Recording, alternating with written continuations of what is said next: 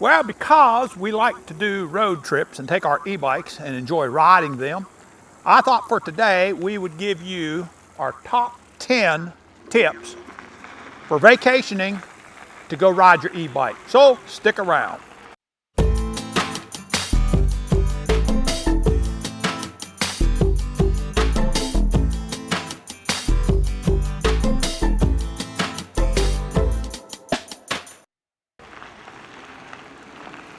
Well, hello again, Internet, and welcome back to the channel. We are in the Raleigh, North Carolina area, so this is not a road trip, but for today, we've been thinking about road trips now that my health is getting better, and we decided we would do a video on the top 10 tips for taking your e-bikes. They're going to let us go. The top 10 tips for taking your e-bikes with you on a road trip. I am here with the lovely, talented, beautiful, love of my life, Mrs. Southern Cycling and Beyond. Say hello, darling. Hello, all. And we'll turn down the helmets there just a little bit. Gorgeous. Keep talking to me. What do you want me to say? Okay, there we go. But let's just jump right into these top 10 tips. And tip number one, know where you're going to stay. And by knowing where you're going to stay, I mean exactly where you're going to stay. If you end up on the third floor and you didn't know it, don't plan on keeping an 80-pound bike in your room with you. That's not going to happen. We typically go to Airbnbs. Do what, Michelle? It might if they're a bodybuilder. Well, yeah. But we typically stay in Airbnbs, and we know if we're on a second floor, that's not going to be a good thing for us. So we find another one. How y'all doing today? By the way, we are on the American Tobacco Trail today. But, you know, some other things about where you're going to stay. Are you going to be able to ride right out from where you're at to go to your rides? Or are you going to have to load up your bikes every day to take them out and ride? What do you think, Michelle? It's nice to have the option. Yeah. We've done both. And I got to tell you, Michelle is the king of planning road trips.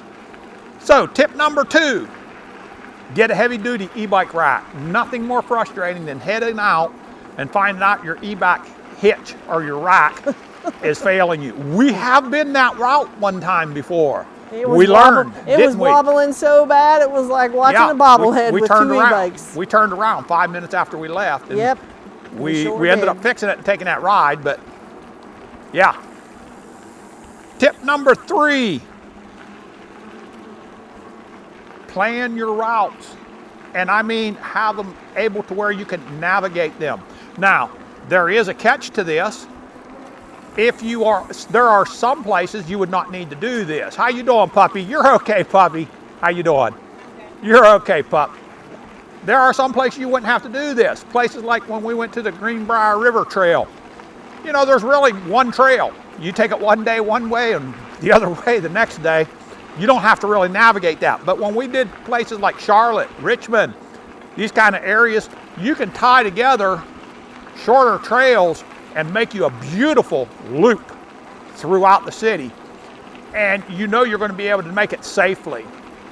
What have we got? Construction ahead. But that would be tip number 3, is plan your route and have it able to be navigated. We happen to use a Komoot app. If you are looking for a good app, I've also been exploring what's called Bike GPX. You can load a GPX map onto that. It is absolutely free, and you get visual navigation. So, but we're not going to get into details on all of these tips. We're just going to go ahead and give you the tips themselves and a little bit on them. Tip number 4, Michelle, what do you think of navigation? Well, if you don't have your trips navigated before you go, it means you're going to be wasting time on your trips navigating. That's right. And you know, we have just this trip we've taken right here. We live in this area. We ride here all the time. This is a brand new trip that we'd have never been able to just go out and take. I can tell you that. So, you know, a navigation app is a beautiful thing if you're not going to a single trail and staying on it. So, tip number 4, know your e-bike laws. Worst thing you can have happen to you is go out there and as soon as you hit the trail, see a sign that says no e-bikes allowed. And there are some trails that are that way. So if you're in a more metropolitan area and riding many different trails, know if you're allowed to ride a bicycle on the sidewalks or if you have to stay to the road. Two of us going to come by you on your left. Have a blessed day. So yeah, know what your e-bike laws are before you get out there on your trip. Or you might end up bringing home an extra expense that you weren't expecting. There you go. That's in the way right. of a ticket. That's right. Tip number 5, I'm going to say,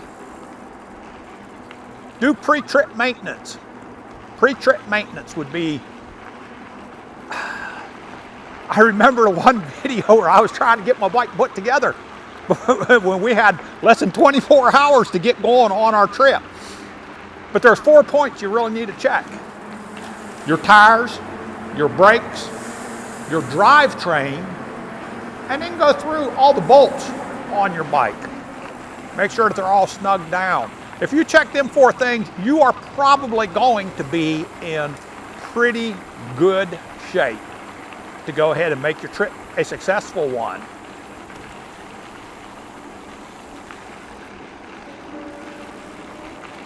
Tip number 6, plan for how far your battery can go. Now, Michelle and I, we live in a relatively flat area of North Carolina, but a lot of the trips that we take, we go to the mountains. You have to take under consideration that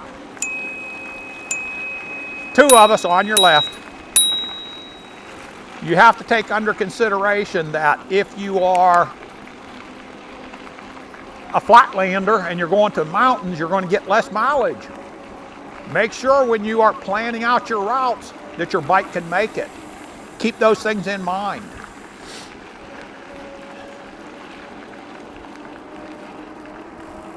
Tip number 7. Hey Blaine, Yes. slow down just a bit, would you? Yeah. Thank you. No problem. Getting a little cool back there? Just a little bit. Yeah, I got you. Tip number 7, research and find out what kind of surfaces you're going to be on depending on what kind of tires you happen to have. Like right here on this American Tobacco Trail, the northern end of this is paved, but this end down here is crush and run. You get onto some other trails, something like the Greenbrier Trail or the Capital Area Trail has some areas that are nothing but gravel. Blackwater Canyon Trail has some what I would almost call off-road sections to it. Know what your trail surfaces are going to be. Again, that goes back to the navigation app. They'll tell you what type of surfaces you're going to be riding on if you've planned a route, and you can plan accordingly. If you've got a road bike, how y'all doing today?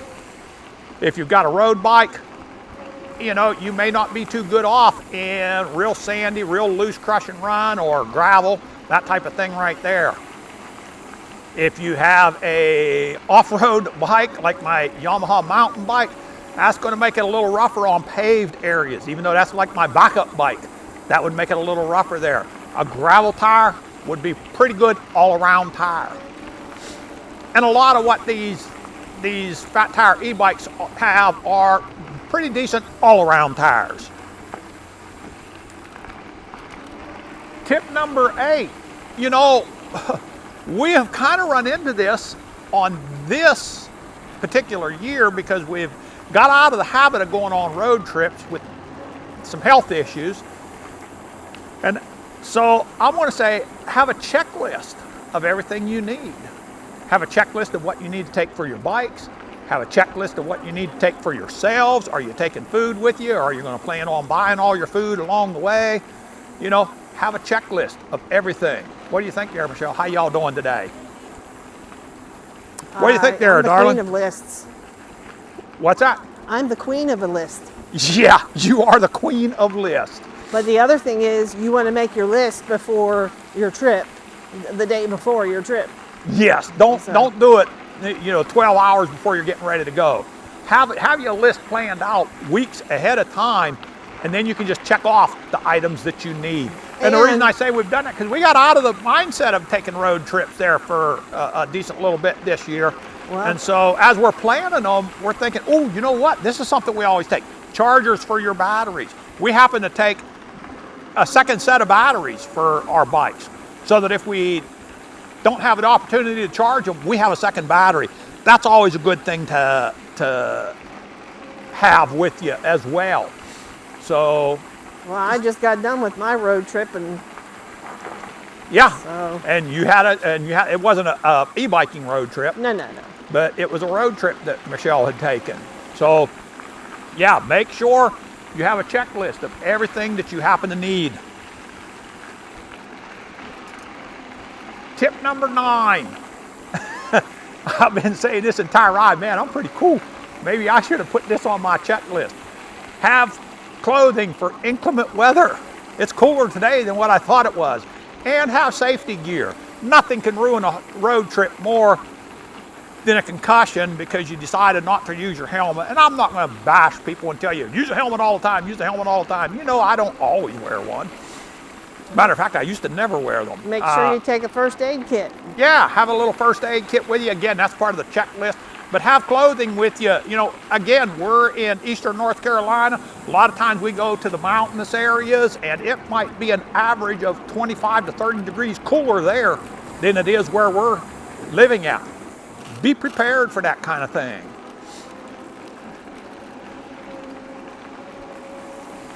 Tip number 10.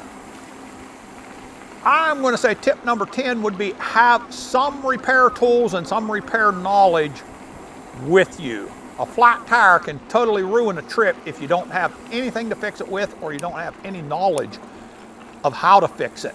So make sure that you have some knowledge. It's not difficult to, good afternoon, how y'all doing? It's not difficult, good afternoon, to do a lot of basic repair work, change a chain, fix a flat tire. But if you have no idea how to do it, well, that could just tear up your entire trip. So get some knowledge on that. What do you think, Michelle? That's our top 10 Yeah, tips. I mean, you know, there's so many little instances in between, but you can only cover so much in a certain amount of time. Yeah, there's a lot of things we can do, but we wanted to give you the top 10, and we have taken quite a lot of road trips. Yeah. And I will we tell take them you specifically to ride the bikes. I'll tell you one thing specifically. Once you have that list made, save it. Yeah. Because it's the same thing every time. Yep, that's it. That's it. So, how about a bonus tip? We got a bonus, Michelle. Uh-oh. What I don't know what this bonus is. What do you reckon the bonus tip would be? Stop at a donut shop? Make sure that, how y'all doing? Make sure that the donut shop you stop at is going to be open when you plan for it. Remember when we went out to the coasting road? Yeah, and then we went to a bakery that sucked. Yeah, that's right. That's right. But no, a bonus tip, I'm going to say, if you're going out specifically to ride your bikes, plan an entire extra day so that if you have bad weather, you're not locked into, we're taking a right here, Michelle. You're not locked in to, you know, if you plan 4 routes, you might want to plan 5 days to be out on your trip. If you're planning 3 routes that you just have to do, don't plan for a 3-day long trip, because if you get rain all day long, unless you want to ride it in the rain, and most of us are not really wanting to go out there and ride a trip in the rain if we don't have to. If you have 1 extra day, why, that's going to be a good thing for you. I got one extra bonus tip. An extra bonus. We got an extra bonus before we wrap this up. And go for it, Michelle. If you do have inclement weather, have an alternate plan of something to do. Yeah, a backup plan. Have some other leisure things that you can do if you have some inclement weather. Yeah. All right, now I have the bonus tip. The best tip of them all, Michelle. Okay. Do you know what that is?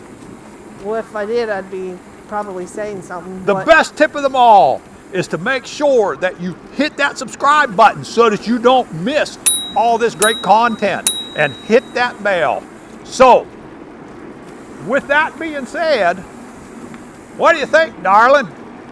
We're going to wrap it up. I do believe it is. All right, so with all that being said, Southern Cycling and Beyond, and the beautiful, talented Mrs. Southern Cycling, whatever we are right now. And what are we telling them, darling? Stay safe. God bless. And keep those yeah, something like that. Keep the wheels rolling. Hey, once again, we're out.